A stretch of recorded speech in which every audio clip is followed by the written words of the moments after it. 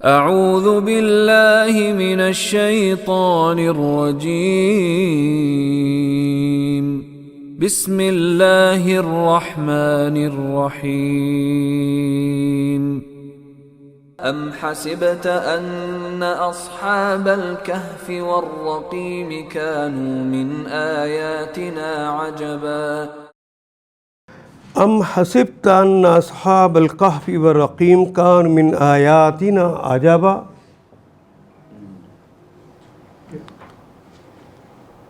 ام کیا،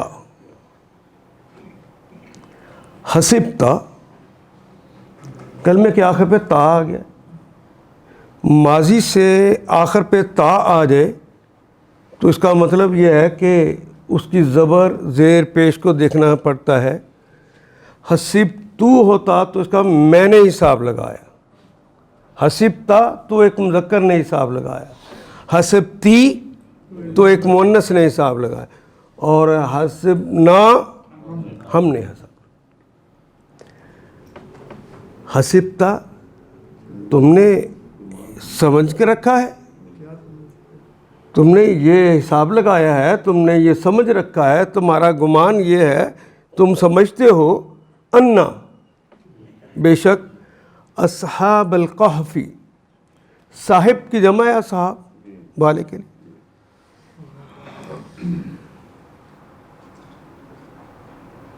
الکہف، کہف کہتے ہیں کھلی غار کو،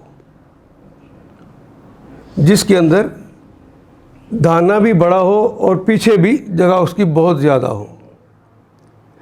اگر وہ تنگ ہو، جسے ہم اردو میں کھو بھی کہتے ہیں، اگر ایسا ہو اس کے لیے بھی ہم غار کا کلمہ استعمال کرتے ہیں، لیکن کہف کا کلمہ استعمال ہوتا ہے کھلی کے لیے، جس کے اندر وسعت بہت ہو. اصحاب الکہف،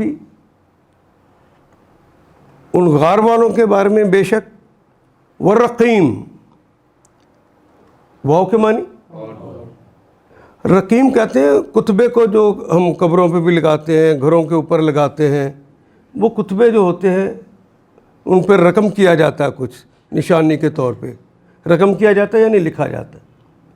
تو رقیم جن پہ لکھا ہوا ہے، کتبے. یعنی کیا تم سمجھتے ہو کہ غار اور کتبے والے ہماری کوئی بڑی نشانیوں میں سے ہیں؟ کانو تھے وہ، کانا کا مطلب ہونا، وہ الف جمع کی علامت، من سے آیاتنا، آیت کہتے ہیں نشانی کو. آیاتنا ہماری آیات میں، عجبا کوئی عجیب بات تھی.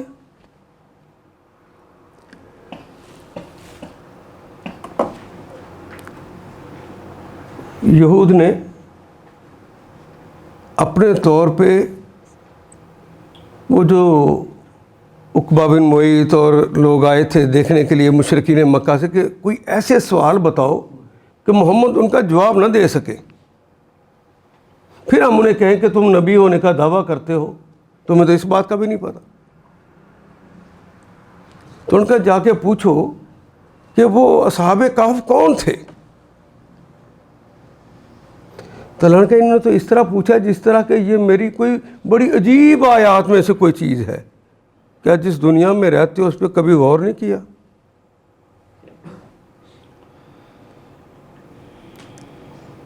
یہی پانی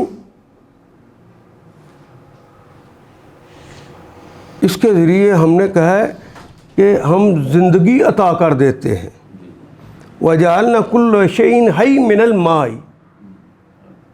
تم نے نظارہ نہیں کیا؟ مردہ بیج ہوتا ہے، زمین میں ڈال دو زندہ ہو کے آ جاتا ہے. بیج ڈالا ہے، پانی اس پہ ڈالا ہے، پھول نکل آئے ہیں. اس کا رنگ سرخ ہے، اس کا زرد ہے، اس کا بنفشی رنگ ہے. رنگ رنگ کے پھول جو تمہارے طبع کو اچھے لگتے ہیں وہ سارے رنگ ہم نے نکالے. تمہیں وہ بات نہیں عجیب لگی؟ یہی پانی جب ہم چاہیں، تم کہتے ہو اللہ کیسے زندہ کر لیتا ہے، جب ہم چاہیں تو یہی پانی سیلاب کی صورت میں بھیجتے ہیں تو لاکھوں افراد کو قتل نہیں کر دیتے؟ اور سنو، یہ جو پانی ہے ہم نے اس کو H2O کے ساتھ رکھا ہے،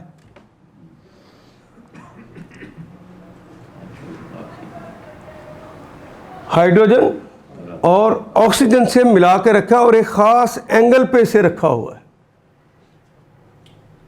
تم اسی پہ غور کر لیتے اپنی زندگی کے حوالے سے.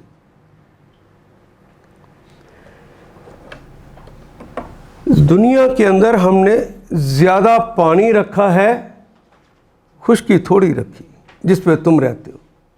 غور کرو، تمہاری زندگی اس پانی سے بنا کر ہم نے اس پانی کے اندر ہی جو دو چیزیں رکھی ہیں ان میں سے ایک ہائیڈروجن ہے اور ایک آکسیجن ہے.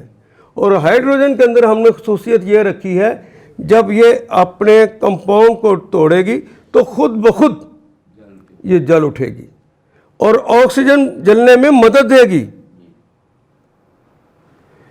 تو جب ہم سمندروں کو حکم دیں گے تو H2O کا جو فارمولا ہے وہ جس اینگل پہ اسے رکھا ہوا ہے اس اینگل سے بس اسے ہم نے تبدیل ہونے کا حکم دینا ہے تو انہوں نے پھٹ جانا ہے، اور پھٹ جانے کے بعد ہائیڈروجن نے بھڑک اٹھنا ہے اور آکسیجن نے اسے بھڑکنے میں مدد دینی ہے.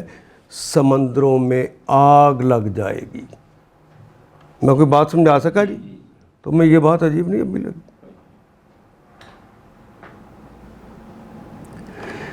جب جلنے کا عمل ہوتا ہے تو آکسیجن ختم ہو جاتی ہے. دنیا کی آکسیجن ہم ختم کر دیں گے تو جتنے بانڈز بنے ہوئے ہیں، یہ پہاڑ یہ کھڑے ہیں، یہ بانڈز کی صورت میں کھڑے ہیں، اور بانڈ تو آکسیجن کی وجہ سے کھڑے ہوتے ہیں. آکسیجن نہیں ہوگی تو پہاڑ آپس میں کشش سکل ختم ہوگی، ٹکرائیں گے تو روئی کے گالوں کی طرح اڑنے لگیں گے. کیا تم نے ہماری اس طاقت کو نہیں دیکھا ہوگا؟ یہ بھی تمہیں سمجھ نہیں آئی؟ تمہارے ہی زمانے کے اندر ایٹم بم کو توڑا تو کتنی قوت پیدا ہو گئی اور کتنی ہلاکتیں ہو گئی اس سے. اور تو جب ہم اس کے سارے کے ایٹمز توڑ دیں گے تو پھر کیا ہوگا؟ موت آئے گی کہ نہیں آئے گی؟ ہم ہی تو زندگی دینے والے ہیں، ہم ہی تو موت دے. اگر یہ سارا کر سکتے ہیں تمہیں دوبارہ زندہ نہیں کر سکتے؟ کیسے تمہارے دماغ میں یہ بات آ؟ یہ ان کا سوال تھا کہ اللہ زندہ کیسے کرے. کیا تم نے اس کو سمجھ رکھا ہے کہ یہ بڑی عجیب بات ہے؟ ہماری جس آیت کو بھی دیکھنا چاہو گے، اپنی آنکھ کو دیکھ لو، اپنی ناک کو دیکھ لو، اپنے کان کو دیکھ لو، جس چیز کو بھی دیکھو گے تمہیں عجب نظر آئے گا. کائنات کی کوئی چیز نہیں بنا سکتی جو ہمارے حکم سے بن چکی. اور جب فنا ہوتی ہے تو ہمارے حکم سے فنا ہوتی ہے تو ہم زندگی بھی دیتے ہیں، ہم موت بھی دیتے ہیں. دنیا میں کوئی چیز باقی ہے آج تک جو آپ نے دیکھی تھی کہ آپ کے سامنے وہ ختم نہیں ہو رہی؟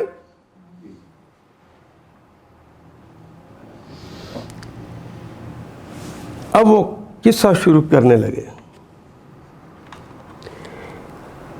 انہوں نے پوچھا جا کے پتا کرو کہ یہ ہے کیا، قصہ کیا تھا. تو اب اللہ وہ قصہ بتانے لگے. إذ أوى الفتية إلى الكهف فقالوا ربنا آتنا من لدنك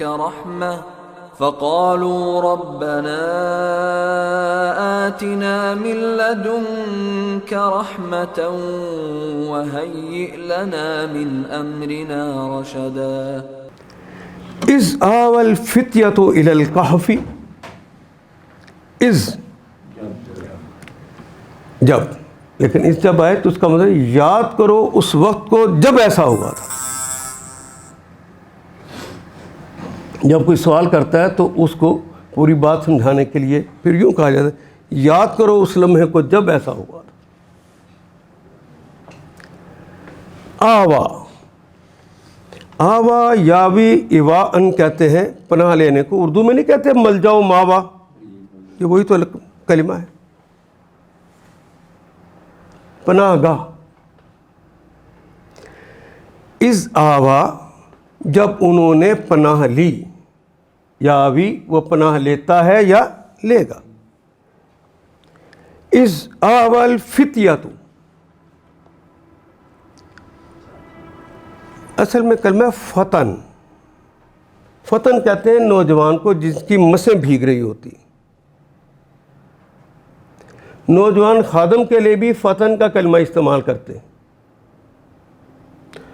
مسلمانوں کی تہذیب میں اسے نوکر اور غلام کہہ کے نہیں پکارا جاتا, نوجوان کہہ کے پکارا جاتا ہے.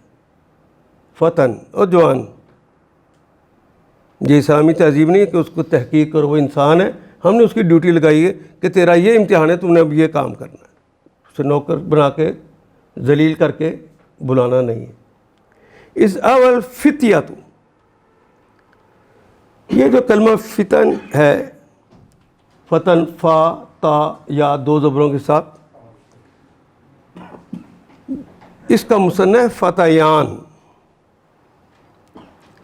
فے کے اوپر بھی زبر, تا کے اوپر بھی زبر, فتیان یعنی دو نوجوان. اور اس کی جمع جو بنتی ہے عام قاعدے سے ہٹ کے, اسی فتیان کی فا کی زبر کو اگر زیر میں بدل دے تو فتیان. یہ فتیتن کا کلمہ اور فتیان جمع ہے. فتیتن کا کلمہ اور فتیان دونوں جمع ہیں. نوجوان, نو عمر خادم. از اول فتیۃ, کہ جب نوجوان انہوں نے پناہ لی الی الکہفی, غار کے اندر, اس کھلی غار کے اندر. فقالو, پس قالو تو انہوں نے کہا, ان نوجوانوں نے کہا, ربنا, اے ہمارے رب, اے ہمارے. یہ معنی اپنی جگہ پہ ٹھیک ہے کہ آپ کہیں پروردگار, یہ معنی ٹھیک ہے کہ کہیں پالن ہار, یہ معنی ٹھیک ہے کہ مالک آقا شہنشاہ کہیں. اور رب کے ایک معنی ہوتے ہیں کارساز اور منتظم اور نگہبان. یہاں نگہبان اور کارساز کے معنوں میں آیا. اے ہمارے کارساز, اے ہمارے نگہبان, اے ہماری بگڑیاں بنانے والے. ربنا آتینا, نہ تو جمع متکلم کے لیے آگے, آتا یاتی کہتے ہیں آنے کو, عطا کرنے کو. ہم اردو میں الف عین اور توئے سے لکھتے ہیں, یہ الف اور تے سے لکھا ہوا ہے, کلمہ وہی ہے. آتینا, ہمیں دے دیجئے, من لدن کا, من یہ بھی ہماری زبان میں استعمال ہوتا ہے کلمہ, من لدن کا. لدن کہتے ہیں پاس, قریب, نزدیک. کا اپنے, اپنے پاس سے دے دیجئے. رحمتاً, اردو کا کلمہ ہے رحمت. کوئی خاص رحمت نہیں مانگی, مکمل ہی رحمت مانگ لی. مطلقاً دو زبریں لگ گئی ہیں, رحمتاً, ساری رحمت عطا فرما دیجیے. یعنی مجھے بھی نہیں پتا کہ میری ضرورتیں کیا کیا ہیں, بس اپنی رحمت کر دیجئے کہ ہمارا معاملہ کارساز, ہمارا معاملہ ٹھیک ہو جائے. اور اگلا جملہ اسی کی شرح ہے, وہ حی, حی کہتے ہیں مہیا کرنا, اردو میں استعمال کرتے ہیں, مہیا کر دیجئے. لنا, لام کے لیے, نہ ہمارے لیے, یعنی ہمیں دے دیجئے, عطا کر دیجئے, مہیا کر دیجئے. من سے امرنا, ہمارے معاملات میں. یہ جو کچھ ہمارے ساتھ ہو گیا ہے, اس حوالے سے ہمیں کیا کرنا ہے, ہمارے جو معاملات ہیں راشدہ, اسے رشد دے دیجئے, اسے درست کر دیجئے. یہ جو ہمارے حالات بگڑ گئے ہیں, تو بگڑیاں بنانے والے کارساز ہمارے حالات کو ٹھیک کر دیجیے. حالات خراب ہو جائے تو کس کے پاس جانا چاہیے؟ جی، اللہ۔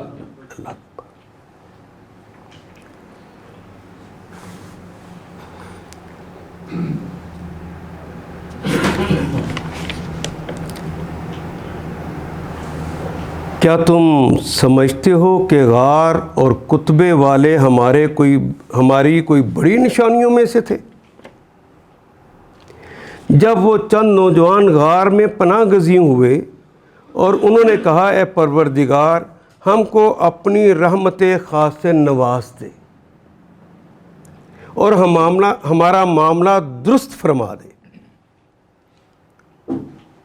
انہوں نے یہ دعا کی فَضَرَبْنَا، فا کا مطلب دو کلمات ساتھ ساتھ آتے ہیں، کبھی سما آ جاتا ہے، کبھی فا آ جاتا ہے۔ فا آئے تو فوراً بعد میں انہوں نے دعا کی اور فوراً اس کے بعد ایسا ہو گیا۔ سم آئے تو اس کے درمیان کچھ اور کام ہوتے ہیں، پھر وہ کام ہوتا ہے۔ دونوں میں عربی میں تراخی کہتے ہیں کہ اس میں وقت گزرنے کے بعد کوئی کام ہو تو ثم، اگر فوراً آ جائے تو قرآن حکیم میں فا کا کلمہ استعمال، گویا ادھر انہوں نے دعا کی، دعا شرف قبولیت سے نوازی گئی تو فوراً ہی فضربنا على آذانهم في الكهف سنين عددا۔ فضربنا، ضربا یضربو، ضربن کہتے ہیں مارنے کو، ویسے ضربنا ہم نے مارا، ذرا پیار دیکھیے، فضربنا ہم نے مارا، علی آذانہم، اذن کی جمع ہے اذان، اور ہم ان کے، پہلا نکرہ ہے اذان، ہم معرفہ ہے، پہلا نکرہ دوسرا معرفہ ہو تو ترجمہ کرتے ہوئے کہا کہ ایک ہی کا اضافہ کریں گے، آذانہم ان کے کانوں پر، فی الکہف، فی میں الکہف اس غار کے اندر ہم نے ان کے کانوں پر مارا۔ بچہ بہت پیارا ہو تو قریب کر کے مائیں کانوں پہ تھپ تھپاتی ہیں، یہ اس کا تذکرہ کیا ہے۔ سلانے کے لیے اللہ نے لیٹے ہیں تو ان کے کانوں کو تھپ تھپایا، اس تھپ تھپانے سے جس طرح ماں پیار کر کے سلا دیتی ہے ہم نے انہیں سلا دیا۔ نہ کوئی بات سمجھا سکا جی؟ اتنا اہتمام کیوں ہو رہا ہے؟ کوئی عجیب بات نہیں لگتی؟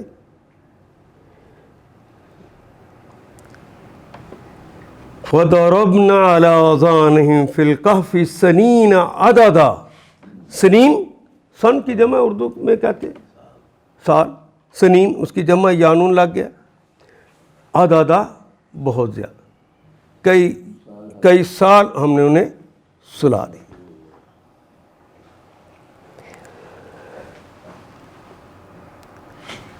یہ جو قصہ ہے اصحاب الکہف کا، اس کی سب سے پہلی جو شہادت ہمیں ملتی ہے وہ ایک عیسائی پادری ہے، جیمس روجی۔ جیمس روجی یہ اس زمانے کا آدمی جب زبان سریانی تھی، ابھی عبرانی نہیں تھی، سریانی زبان تھی، یہ اس کے ماہر تھے۔ یہ اصحاب الکہف کی وفات کے چند سال بعد یعنی 452 کے اندر پیدا ہوئے،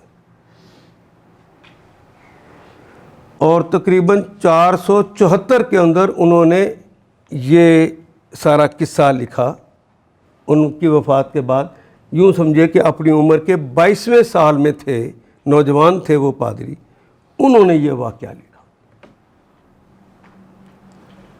یہ پہلی شہادت ہے۔ وہی شہادت جو ہے مسلم مفکرین کے پاس بھی آئی، وہی شہادت جو ہے وہ بعد میں یونانیوں کے پاس بھی گئی، مسیحیوں کے پاس بھی گئی، تو دونوں کے اندر بڑی مطابقت پائی جاتی ہے۔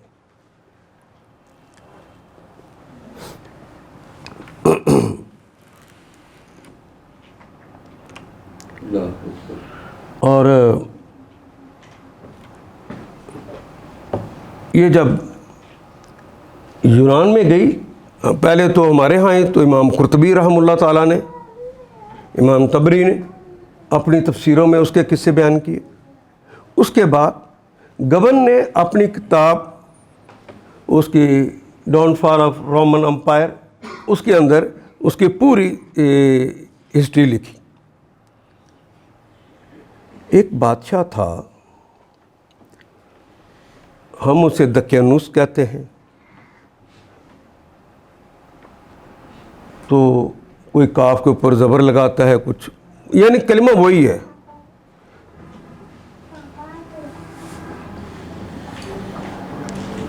وہ کیسر ڈسیسس کے زمانے میں تھا.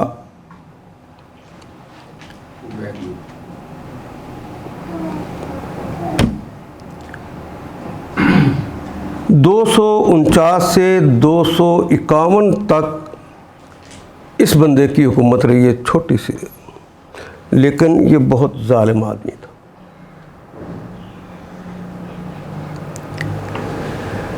یہ واقعہ بھی ترکی کا، آج بھی جسے پہلے انطالیہ کہتے تھے، ترکی کا وہ حصہ جسے آج ہم ازمیر کہتے ہیں. ازمیر سے 25 کلومیٹر کے فاصلے پر ایک شہر تھا، اس کا نام ہے افسوس. ہمارے جو کچھ مفسر ہیں انہوں نے افسوس لکھا ہے اسے، اور یورپیوں نے اسے افسس لکھا ہے ای کے ساتھ، یعنی ایک ہی بات ہے، دونوں میں کوئی فرق نہیں. اس شہر کو آباد کیا گیا تھا حضرت عیسیٰ سے 11 صدی پہلے. بہت پرانا شہر ہے. ازمیر خود بہت پرانا شہر ہے. تو یہ اس سے 25 کلومیٹر کے فاصلے پہ تھا. افسوس یا افسس اس کا نام تھا. اس علاقے کے لوگ بت پرست تھے اور ڈیانا یعنی چاند کی وہ پوجا کرتے تھے.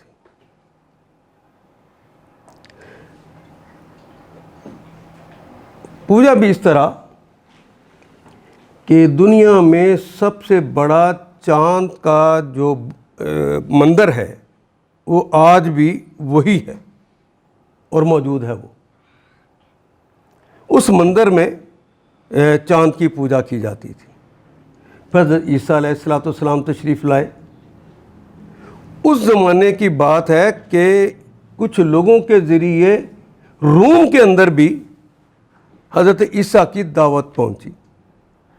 جب حضرت عیسیٰ کی دعوت پہنچی تو ان نوجوانوں نے اس دعوت کو قبول کر لیا. شہر افسوس تو بت پرست ہے، چاند کی پوجا کرتا ہے، لیکن ان نوجوانوں نے بس توبہ کر لی اور کہا کہ نہیں، ہم تو ایک اللہ کو مانیں گے، اور جس نے یہ چاند اور یہ سورج اور ستارے سارا کچھ بنایا ہے، ہمارا اللہ تو وہی ہے. توحید خالص جب انہوں نے جام پیے تو ظالم بادشاہ یہ دیکھتے رہتے ہیں کہ ہمارے مسلک سے، ہمارے عقیدے سے، ہماری تعلیمات سے ہٹ کر کون کام کر رہا ہے. تو ان نوجوانوں کو، جو 6 افراد تھے، ان کو گرفتار کیا گیا. گرفتار کر کے بادشاہ کے سامنے پیش کیا گیا. بادشاہ نے پوچھا کہ بتاؤ تمہارا الہ کون ہے؟ انہوں نے کہا جس نے زمین اور آسمان بنایا ہے. یہ سورج چاند ستارے تو چھوٹے چھوٹے اس کی قدرتیں ہیں. جس نے یہ سب کچھ بنایا ہے، ہم تو صرف اسی کو مانتے ہیں. پہلے مرحلے میں اس نے تلوار نکالی اور کہا کہ اگر تم توبہ کر لو تو ٹھیک، ورنہ ابھی تمہاری گردن اڑاتا ہوں. پھر اس نے کہا نہیں، میں تمہیں، نوجوان ہو، مجھے ترس آیا ہے. جو اس زمانے کے ظالموں کو بھی ترس آ جاتا تھا، اس زمانے کے ظالم کو نہیں آیا. اس کی ایک وجہ ہے، وہ میں اس میں ڈسکس کروں گا انشاءاللہ. میں تمہیں 3 دن کی مہلت دیتا ہوں. جاؤ جا کے سوچو، ابھی تم نوجوان ہو، ابھی تم نے زندگی دیکھنی ہے، تو میں تمہیں قتل نہیں کرنا چاہتا، جاؤ۔ تو یہ 6 کے 6 نوجوان وہاں سے نکلے، تو انہوں نے کہا کہ یہ تو ہمیں دین پر قائم نہیں رہنے دے گا، ہم یہاں سے نکلتے ہیں تو وہ جو فلاں کہف ہے اس میں جا کے چھپ جائیں گے، پھر وہ اللہ جس طرح ہمارے لیے رستہ بنا دے گا، ہمارے ذریعے کوئی کام کروا لے گا تو ہمیں منظور ہے، لیکن جیتے جی ہم اللہ کے علاوہ کسی کو نہیں مانیں گے۔ یہ ثابت قدمی جس کو نصیب ہو جاتی ہے، پھر ان کے معاملات کی درستگی اللہ کے ذمہ ہو جاتی، کوئی بادشاہ اس کا کچھ نہیں بگاڑ سکتے۔ جب یہ چلتے ہوئے جا رہے اس غار کی طرف، درمیان میں ایک کتا بھی پیچھے لگ گیا۔ اچھا، خود ہی لگ گیا ہوگا؟ نہیں، جس نے کتا پیدا کیا اسی نے اس کو بھیجا ہے۔ انہوں نے بتیرا چاہا کہ یہ نہ چلے ہمارے ساتھ، پیچھے کرنے کی کوشش کی، ہٹایا اسے، وہ نہیں ہٹا، حتیٰ کہ یہ غار میں چلے گئے اور وہ غار کے دھانے پہ محافظ بیٹھ گیا۔ بادشاہوں کے مقابلے میں کتوں سے کام لے لیتا ہے اللہ نے۔ کتے تو بڑی بات ہے۔ آپ نے تو دیکھا محمد رسول اللہ کے زمانے میں جب نبی صلی اللہ علیہ وسلم ہجرت فرمانے لگے ہیں تو غار میں جا کے چھپے ہیں، تو مکڑی کے جالے سے بچا لیا۔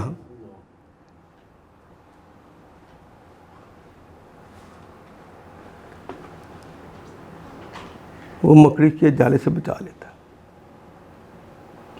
وہ طاقت اس کی ہے، کیا کرنا ہے اس کو پتا ہے۔ تو سارا اعتماد پھر کس پہ ہونا چاہیے؟ یہ جب ہم اللہ کی راہ پہ چلنے لگتے ہیں تو رستے میں اس طرح کی کوئی رکاوٹ آ جائے تو اپنے طور پہ خود ہی سوچنے لگ جاتے ہیں کہ یار میری تو طاقت نہیں ہے، تو لہٰذا میں یہ کام نہ ہی کروں، یا میں اس کام کو یوں کر لوں، اس کو ہم مولڈ کر لیتے ہیں، یا میں جملہ ایسا کہوں جس کی وجہ سے اگلا ناراض نہ ہو۔ اور پھر ہمیں اہل علم نے بتایا ہوتا ہے کہ اللہ میاں نے بھی تو اتنا ہی ہمیں مکلف کیا ہے نا جس کی ہم استطاعت رکھتے ہیں، یہ تو اللہ کے اعلان ہے۔ تو آدمی تھوڑا سا پیچھے ہٹنے لگتا ہے، حالانکہ انسان کو پتہ ہے کہ اس کی استطاعت کتنی ہے، اس کو یہ بھی تو دیکھنا چاہیے نا۔ حضرت شیخ سعدی رحمہ اللہ تعالی ایک دن تہران کی مسجد میں صحن کے اندر سخت دھوپ اور پتھر جو ہے تپ رہے ہیں، ان کے اوپر چل رہے تھے۔ ایک صاحب نے کہا، دانشور،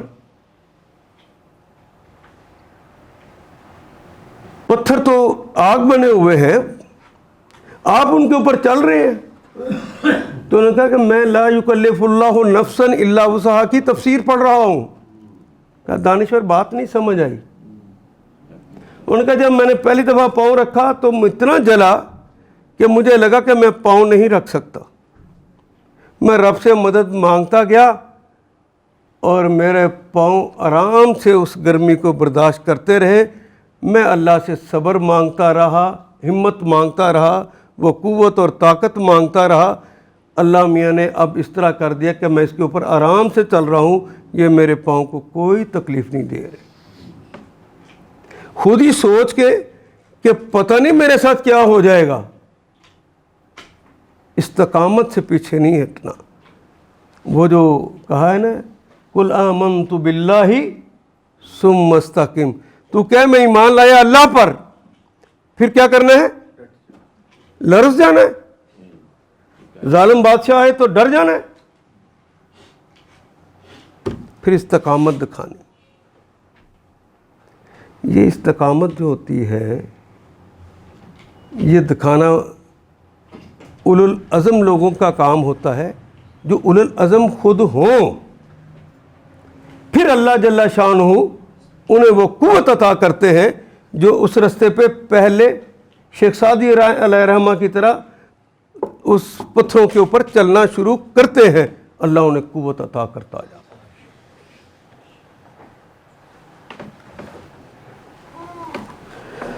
اللہ اکبر۔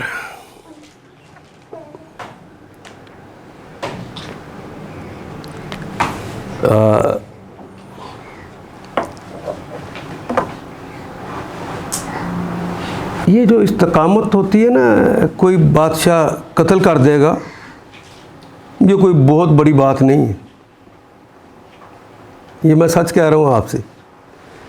یہ تھوڑا سا بھی ایمان ہو تو جس نے پیدا کیا ہے، زندگی موت جس کے ہاتھ میں ہے، تو آدمی اپنی زندگی کو اس کے حوالے آسانی سے کر لیتا ہے۔ میں ایک مشکل مرحلہ آپ کو بتاتا ہوں، جہاں پہ آدمی آ کے لرز جاتا ہے، میں اور آپ لرز جاتے ہیں، اور میں نے اور آپ نے اپنی اصل میں اصلاح کرنا ہے۔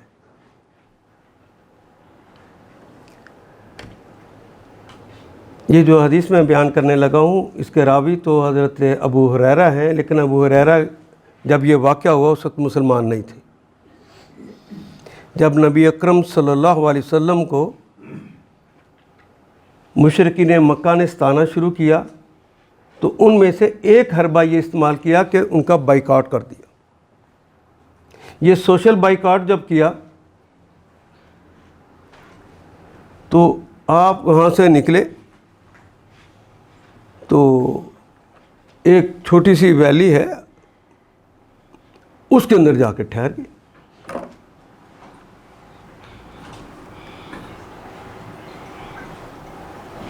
حضرت ابو ہریرہ کہتے ہیں کہ مجھے اس صحابی نے بتایا کہ رسول اللہ ہمیں سب کو ادھر لے گئے، کیونکہ ہمارا معاشی بائیکاٹ ہو چکا تھا، معاشرتی بائیکاٹ ہو چکا تھا، ہمارا سیاسی بائیکاٹ ہو چکا تھا، اور ہمارا معاشی بائیکاٹ اس طرح کہ نہ ہم کسی سے تجارت کر سکتے تھے، نہ کوئی ہم سے کرتا تھا۔ ان میں سے کوئی ہم سے تجارت کرنا چاہے، ہمیں مال بیچنا چاہے، تو وہ اس کو بھی مارتے تھے۔ اس صورتحال میں جب ہم پہنچے تو ہم شب ابی طالب میں بند ہو گئے۔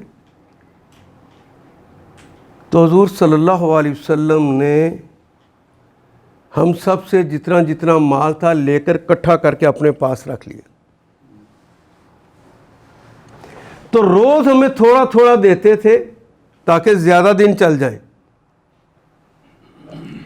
بھوک نہیں مٹتی تھی، لیکن تھوڑا سا مل جاتا تھا۔ تو حضرت ابو ہریرہ کہتے میں نے کہا پھر تم پہ بڑا مشکل وقت آیا ہوگا؟ کہ نہیں، آقا موجود تھے، ہمیں عطا کرتے تھے۔ تھوڑا ضرور ہوتا تھا لیکن ابھی تو مل رہا تھا۔ ایک دن آیا کہ یہ سارا سامان ختم ہو گیا، تو میں نے پھر کہا پھر تو بڑا ہی مشکل مرحلہ آ گیا ہوگا۔ کہ نہیں، ابھی درختوں کے پتے باقی تھے۔ ہم سوچ سکتے ہیں یہ بات؟ وہ اطمینان سے کہہ رہے ہیں نہیں، اس میں مشکل والی کیا بات، ابھی درختوں کے پتے باقی تھے۔ ہم درختوں کے پتے کھاتے، حاجت کی جگہ مینگنیاں ہوتی۔ ہاں، ایک دن آیا کہ درختوں کے پتے بھی ختم ہو گئے، ماؤں کی چھاتیوں سے دودھ خشک ہو گیا، بچے بلک بلک کر روتے تھے، کلیجے ہمارے پھٹ پھٹ جاتے تھے۔ بندہ اپنی بھوک برداشت کر لیتا ہے، اپنے لخت جگر کو بھوک کی وجہ سے تڑپتے ہوئے دیکھتا ہے تو مر جاتا ہے، رستہ ہٹ جاتا ہے۔ ذرا جملہ سنیے صحابہ کا کہ بخدا کلیجے پھٹ پھٹ جاتے تھے بچوں کو بلک کے روتے دیکھ کر۔ خدا کی قسم ہم میں سے کسی نے محمد رسول اللہ کا ساتھ نہیں چھوڑا۔ استقامت کس کو کہتے ہیں؟ میں کوئی بات سمجھا سکا جی؟ ہم کیوں رشوت لیتے ہیں؟ 2 نمبر کا کام کیوں کرتے ہیں؟ بچے پالنا۔ پاس تو بڑے معزز کہتے ہیں یار بچوں کو بیکن ہاؤس داخل کروایا ہے، فیس ہی بڑی ہے، اتنی تنہا میں تو گزارا نہیں ہوتا، اور اللہ نے اپنے بچوں کی تربیت کے لیے کہا ہے نا، تو ہم تو وہ تربیت ہی کر رہے ہیں۔ استقامت ختم ہو گئی، استقامت ختم۔ حالات کیسے ہی کیوں نہ ہو جائیں، اگر آپ کو آزمانے والا اللہ ہی چاہے کہ آپ اس آزمائش سے گزریں، تو آپ جو مرضی حربہ استعمال کر لیں، بچ سکیں گے؟ اور وہ آپ کی مدد کرنا چاہے، اس آزمائش سے نکالنا چاہے، تو کوئی بڑے سے بڑا ظالم بادشاہ بھی ہو، ساری حکمرانی اس کے ہاتھ میں ہو، آپ کو کوئی نقصان پہنچا سکتا ہے؟ یہی لینا ہے ہم نے اس سبق سے۔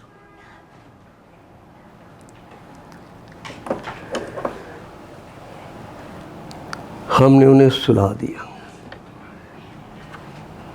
اور کئی سال وہ سوئے رہے۔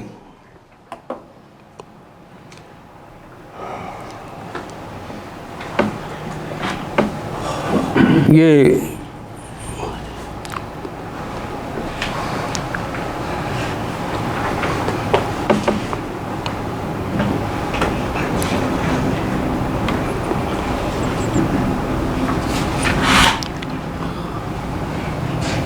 پھر 408 سے لے کر 450 تک، 408 سے لے کر 450 تک، تقریباً 38 سال کے قریب ایک اور بادشاہ کی حکومت آئی، تھیوڈیسیسس۔ تھیوڈیسیسس جو ہے وہ بڑا نرم، نیک اور اچھا بادشاہ تھا، اور روم کے اندر یہاں تک حضرت عیسیٰ کی دعوت پوری طرح پہنچ چکی تھی۔ لیکن اس زمانے کے لوگوں کا وہی مسئلہ تھا پھر، جو حضرت نبی اکرم صلی اللہ علیہ وسلم کے زمانے کا بھی رہا، کہ وہ کہتے تھے کہ آدمی مر جائے گا تو پھر زندہ کیسے ہوگا؟ چل مرتے تو ہم دیکھتے ہیں، مر تو جاتا ہے، لیکن زندہ کیسے ہوگا؟ تو وہ بادشاہ دعا کیا کرتا تھا تھیوڈیسیسس کہ یا اللہ کوئی ایسی بات مجھے دکھا دے، مجھے سمجھا دے کہ ان کو پتہ چل جائے کہ واقعی اللہ دوبارہ زندہ کر لیتا ہے۔ یہ بات ایک نبی کے دل میں بھی آئی تھی نا، جس نے پوچھا تھا کہ اللہ مرنے کے بعد تو اٹھا لے گا، تو اللہ نے تو اسے تمثیل کر کے دکھا دیا۔ اب یہ بھی چاہتے تھے کچھ ایسا ہو جائے، دعا کرتے تھے کہ یا اللہ یہ دوبارہ زندہ ہونا ہے جو ہے، زندگی بعد الموت جو ہے، اس کا کوئی معاملہ آ جائے، مجھے سمجھا دے تاکہ میں ان لوگوں کو دین کے اوپر کھڑا کر سکوں۔ بندہ اچھا تھا، اللہ نے اس کی بھی سن لی۔ جس زمانے میں وہ اس مشکل میں تھا نیک آدمی، اس زمانے میں اللہ نے ان کو بیدار کر دیا۔ یہ جو 6 آدمی تھے ان کو بیدار کیا۔ انہوں نے کہا کہ بیدار ہو کے کہ کتنی دیر سوئے ہیں، ابھی یہ بحثیں ہو رہی ہیں۔ انہوں نے کہا کہ یہ بحثیں بعد میں کر لیں گے، کوئی کتنا کہ ابھی تھوڑی دیر سوئے ہیں، کل ہی سوئے ہیں۔ تو جا کے نا بھوک لگی، کچھ کھانے کو لے آؤ۔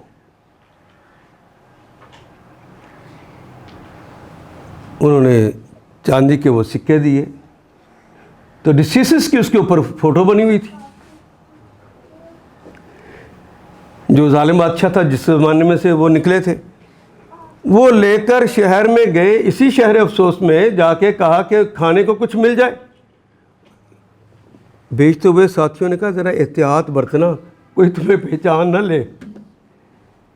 کہا ٹھیک ہے۔ وہ آرام سے گئے، جا کے کہا کہ مجھے کھانا دو۔ تو جو پیسے دیے تو وہ تھے پرانے، 2 صدیاں تقریباً پرانے۔ انہوں نے کہا کہ بھئی یہ کہاں سے آ گئے؟ وہ لوگ کٹھے ہو گئے، کٹھے لوگ ہوئے تو انہوں نے شہر کے کوتوال کو بلا لیا کہ یہ دیکھو عجیب آدمی ہے، یہ پیسے دے رہا ہے. تو اس نے کہا کہ بتا یہ خزانہ کہاں سے لکھا ہے؟ چاندی ہمیں ملے گی. کہاں سے لیے تم نے یہ پیسے؟ خزانہ. انہوں نے کہا یہ میرے اپنے پیسے ہیں، اپنے پیسوں سے لے کر آیا ہوں. کہا نہیں، یہ تو نوجوان ہے، تیری تو ابھی مسیں بھیگی ہوئی ہیں. جس طرح آدمی مرتا ہے ویسے ہی اٹھتا ہے. تو تیری تو ابھی مسیں بھیگ رہی ہیں، تو نوجوان ہے. تو ہمارے تو بوڑھوں نے نہیں یہ سکہ دیکھا تھا، ڈسیزز کے اوپر فوٹو بنی ہوئی. یہ 2 صدیوں پہلے کی بات ہے، یہ تو 197 سال پرانی بات ہے. تم نے کہاں سے لیے؟ تو اس نے کہا بھی کل کی بات ہے، ہم وہاں سے 6 ساتھی نکلے تھے، تو یہ صدیوں پرانی کیسے بات ہو گئی؟ جب اس کی تحقیق کی تو پتہ چلا کہ یہ اس زمانے سے نکلے تھے، یہاں آ کے انہوں نے پناہ لی تھی اللہ سے، تو اللہ نے انہیں یہاں پہ سلا دیا تھا. 197 سال کے بعد اللہ نے انہیں دوبارہ اٹھایا. بادشاہ تھیوڈیسیس اب خود جاتا ہے اور ان سے برکت لیتا ہے اور دیکھتا ہے کہ یہ اللہ کے وہ جو میں نے دعا کی تھی اللہ سے، اللہ نے یہ مجھے معجزہ دکھایا ہے. پھر وہ جو منکرین ہوتے ہیں ان کو بلا کے کہتا ہے دیکھو یہ ان کے پاس سامان ہے، یہ 200 سال پرانے ہیں، زندہ ہیں. کس نے زندہ کر دیا؟ جو آج زندہ کر لے گا قیامت کے روز مرنے کے بعد نہیں زندہ کر سکے گا. تو اس علاقے میں فکر آخرت کو پیدا کرنے کے یہ لوگ موجب بنے. فکر آخرت ہی وہ چیز ہے جو انسان کو سیدھی راہ پہ چلاتی. تو رسول اللہ نے ہمارے لیے فکر آخرت پیدا کی ہے یا نہیں کی؟ تو ہم پھر کیوں 2 نمبر کام کر لیتے ہیں؟ استقامت سے ہم کیوں بھاگ جاتے ہیں؟ یا تو یقین نہیں ہے کہ محمد رسول اللہ نے اور جو اللہ نے کہا ہے وہ سچ اور حق ہے. اگر وہ سچ اور حق ہے اور مدد تو ہر حال میں اللہ کرتا ہے، تو نیکی کی خاطر کھڑا ہونا چاہیے کہ ڈر جانا چاہیے؟ کہاں کھڑے ہوتے؟ چلو میں ایک سوال کرتا ہوں. اس دور میں جس طرح محمد رسول اللہ صلی اللہ علیہ وسلم نے مدینے میں دین کو قائم کر دیا تھا، دین کی حکومت قائم کر دی تھی، دین کو بالادست کر دیا تھا، آج ہونا چاہیے کہ نہیں ہونا چاہیے؟ تو آپ نے اپنے جسم پر اس کو قائم کیا، اپنے گھر کے اندر کیا.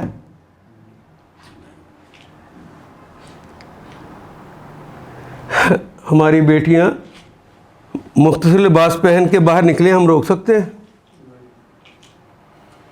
دین تو سمجھانے کی بنیاد پر تھا نا. یہ بھی سارا فہم ہی ہے نا،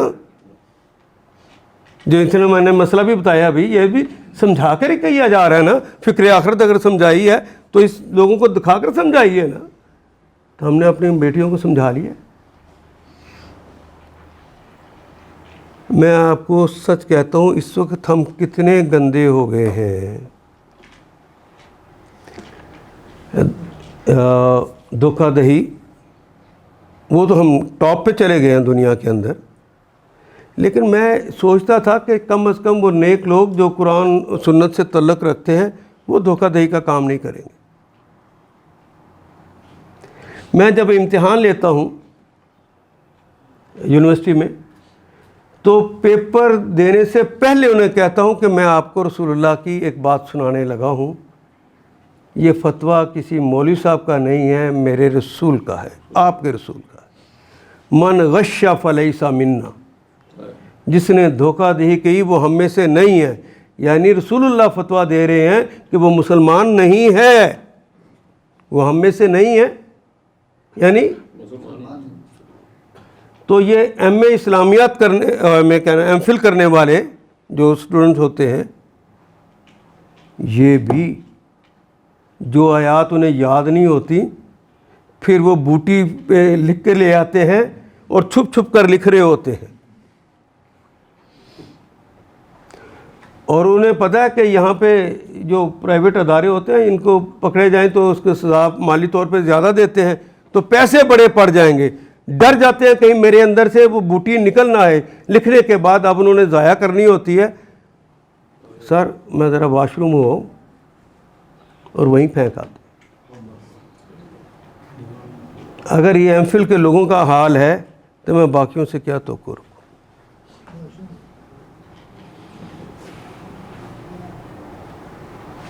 من غش فلیس منا،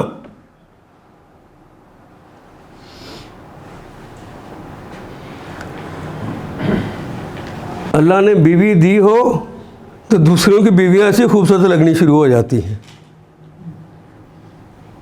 اس کی طرف محبت کی نظر سے دیکھا، غیر کی طرف غش کر لی ہے، کبھی احساس ہوا کہ میں تو مومن نہیں رہا، دھوکہ دیا بیوی کو؟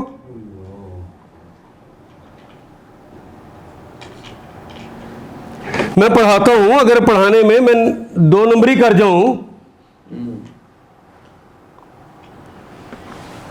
میں دھوکے باز ہو گیا؟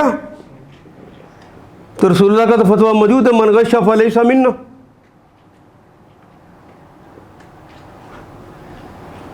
میں باپ ہوں تو مجھے جو ذمہ داری دی ہے کہ اپنی اولاد کی یوں تربیت کرنا، میں اپنے گھر کے اندر اپنی اولاد کی یہ تربیت کر رہا ہوں، دھوکہ دیتا ہوں، کہتا ہوں کہ میں تمہاری خاطر کمانے پہ لگا ہوا تھا، ان کا رب پالنہار تو زندہ ہے، تیرے ذمہ یہ کام لگایا تھا کہ تو نے ان کی تربیت کرنا ہے، وہ تربیت بتا کی کہ نہیں کی؟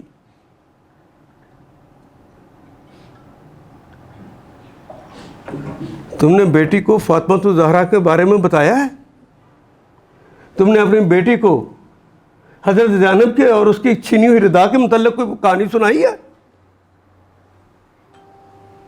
اسلام کے بعد یہ پہلی چادر تھی جو سر سے چھینی گئی تھی،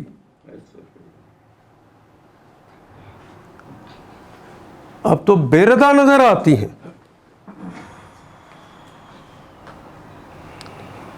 وہ انڈیا کا ایک شاعر ہے، وہ کہتا ہے مانتا ہوں کہ تم فاطمہ کی بیٹیاں ہو، لیکن تمہارے سر پہ تو ردا ہے ہی نہیں، تو چادر کدھر گئی تمہاری؟ تو یہ خود بخود نہیں آتی، یہ جو باپ اور بھائی جو ہوتے ہیں ان کے اندر سے نکل کے باہر آتی ہیں۔ تو تربیت اس بھائی نے، اس بہن نے کرنی، باپ نے کرنی تھی یا نہیں کرنی تھی؟ اس ماں نے کرنی تھی یا نہیں کرنی تھی؟ ثم بعثناهم لنعلم أي الحزبين أحصى لما لبثوا أمدا ثم بعثناهم، پھر ہم نے مبعوث کر دیا، ہم ان سب کو، کہا کہ ہم ترجمہ کرتے ہیں، اضافہ کرتے ہیں اس وقت، ثم بعثناہم، پھر ہم نے انہیں دوبارہ زندہ کر دیا، مبعوث کر دیا، لنعلم، لام کے لیے، عالمہ یعلم، یہ تو علم کا کلمہ ہماری زبان میں جاننے، ای الحزبین، کہ ہم جانیں کہ ای الحزبین، ای کون سی، حزبینی دونوں گروہوں میں سے کون ہے، احصا، احصا کہتے ہیں گنتی کرنے کو، حصا کہتے ہیں یہ جو چھوٹے چھوٹے پتھر نہیں ہوتے زمین پہ پڑے ہوتے ہیں، ان کو احصا کہتے ہیں۔ اور یہ لوگ کیا کرتے تھے، گنتی کا جب معاملہ نہیں ہوتا تو وہ ایک کے لیے ایک پتھر رکھ دیتے تھے، 2 کے لیے 2 پتھر رکھتے تھے، 3 کے لیے 3 پتھر رکھتے تھے، تو شمار کرنے کے لیے پھر وہی احصا کا کلمہ ہی استعمال ہو گیا کہ وہ گن سکیں، وہ گنتی کر لیں۔ لما، لام کے لیے، ماں جو لابسو، جو انہوں نے زندگی گزاری، آمادہ، مدت، جو مدت انہوں نے گزاری ہے وہ کتنی ہے. یعنی یہ سوئے ہوئے کتنا وقت گزارا ہے.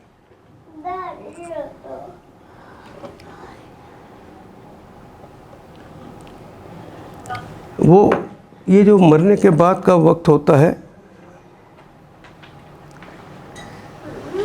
اس کے بارے میں جب حدیث ہمیں ملتی ہیں تو یوں ہے کہ جب دوبارہ اٹھایا جائے گا تو اس سے پوچھا جائے گا کہ تم کتنا عرصہ سوئے رہے, تو کہے گا یومن و بعد یوم, دن یا دن کا کچھ حصہ. لیکن ایک اور بات بھی بتاؤں آپ کو مزیدار, جب اللہ والا دنیا سے جاتا ہے نا, اللہ والا ادھر اسے قبر میں اتارا جاتا ہے. قبر کوئی بھی چیز ہو سکتی ہے, کسی شیر کا پیٹ بھی ہو سکتا ہے. جب وہ قبر میں اتارا جاتا ہے, ادھر اس کو اتارا گیا, ادھر جنت کی کھڑکیوں سے کھول کے دکھا دی جاتی ہے کہ یہ ہے وہ جنت جس میں تم نے آنا ہے.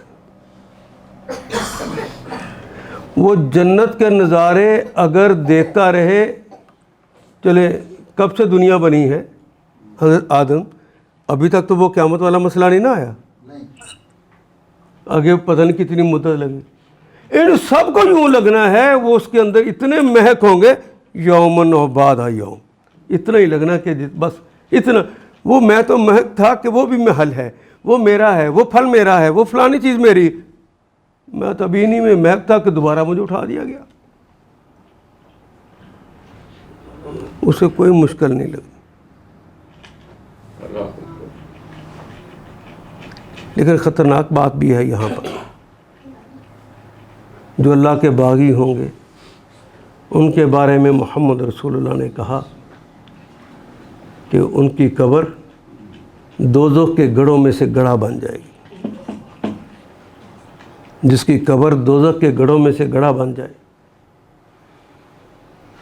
وہ کس کیفیت سے گزرے گا. بہت ساری باتیں آپ نے اہل علم سے سن رکھی ہوں گی. سب سے پہلا استقبال وہ قبر ہی کرے گی کہ وہ اس طرح تنگ ہوگی کہ دائیں پسلیاں بائیں طرف اور بائیں پسلیاں دائیں طرف آ جائیں.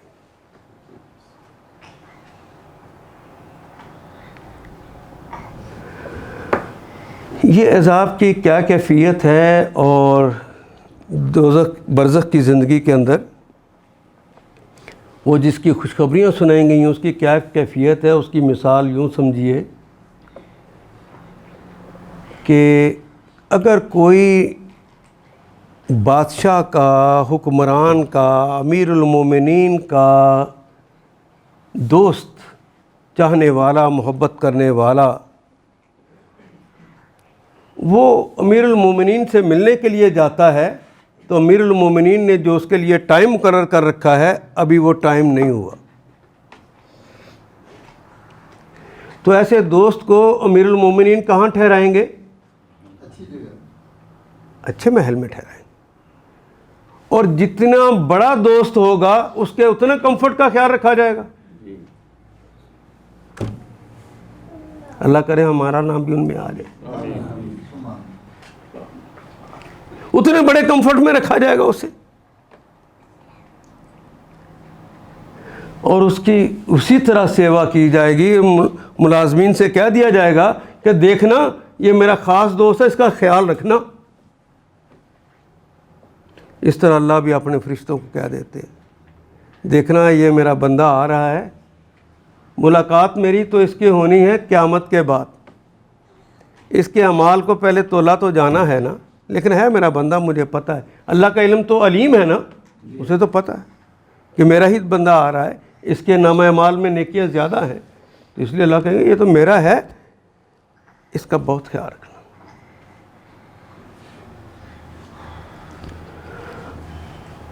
اور جو بندہ بادشاہ سے, امیر المومنین سے ملنے جائے, وہ کس طرح کہ سزا تو بندے کو اس وقت ہونی ہے جب اس کے ساری شہادتیں پوری ہو جائیں گی. یہ شہادتیں تو قیامت کے دن ہوں گی، قیامت کے بعد ہوں گی. اس سے پہلے تک یہ بحیثیت مجرم جائے گا، بلکہ مجرم تو کلمہ زیادہ ہو جائے گا، ملزم کے طور پہ جائے گا، کیونکہ ابھی شہادتیں اس پر ہوئی نہیں ہیں، ابھی یہ ملزم ہے. تو ایسے ملزم کو جب باندھ کے لایا جاتا ہے تو محل میں رکھا جاتا ہے یا حوالاتوں میں رکھا جاتا ہے؟ پھر اس کے اندر بھی دیکھا جاتا ہے کہ یہ میرا دشمن کتنے درجے کا تھا. جہاں نیک کو دیکھا جاتا ہے وہاں بد کو بھی دیکھا جاتا ہے کہ میرا دشمن کتنے درجے کا تھا. اس درجے کی ہی اسے وہاں پہ سزا ہوگی.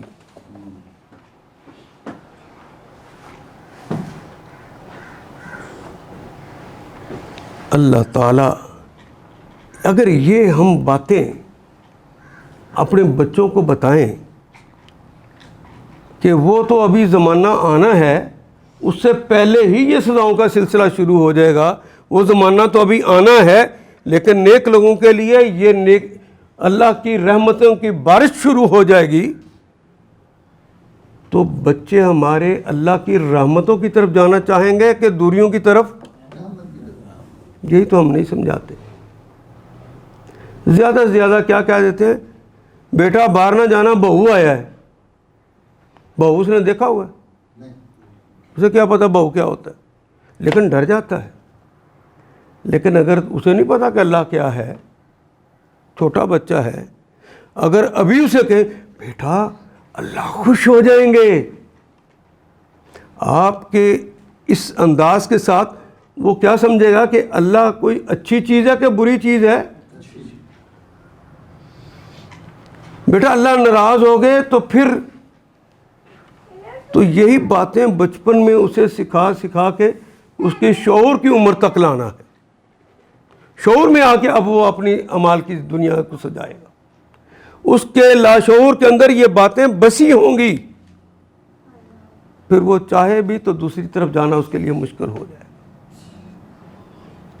ایک اور بات بھی میں یہاں یہ کہہ دوں، وہ آپ کا تجربہ بھی ہوگا لیکن میں چاہتا ہوں کہ تحدیث نعمت کے طور پر وہ بتا بھی دوں. جن کے امی ابو نے بچپن میں ان کی یوں تربیت کی ہوگی، یعنی گٹی کے اندر اللہ اس کے رسول کا پیار پہنچایا ہوگا، وہ حضرت ابوبکر کا نام لیں تو پورے احترام کے ساتھ لیں. آپ نے ان کو دیکھا ترکیوں کو، رسول اللہ کا نام آئے تو ایک دم ایسے کرتے. ان کے بچوں کو بھی پتہ چل جاتا ہے کہ کوئی عام ہستی نہیں ہے، کوئی بہت بڑی ہستی ہے جس کے احترام میں یہ جھک رہے ہیں. جب آپ یوں تربیت کریں گے اور بچہ بڑا ہو جائے اور صحبت گندی مل جائے، اس کا امکان ہے کہ وہ برا ہو جائے، تو 100% امکان ہے کہ ایک دن وہ واپس پلٹے گا. 100%. پہلے کہ میں نے صرف امکان کہا ہے. گندی صحبت مل جائے، دوست احباب اچھے نہ رہے تو وہ ادھر ادھر کی باتیں شروع کر دے گا، ممکن ہے. لیکن اس سے امید رکھو کہ 100% یہ واپس آئے گا.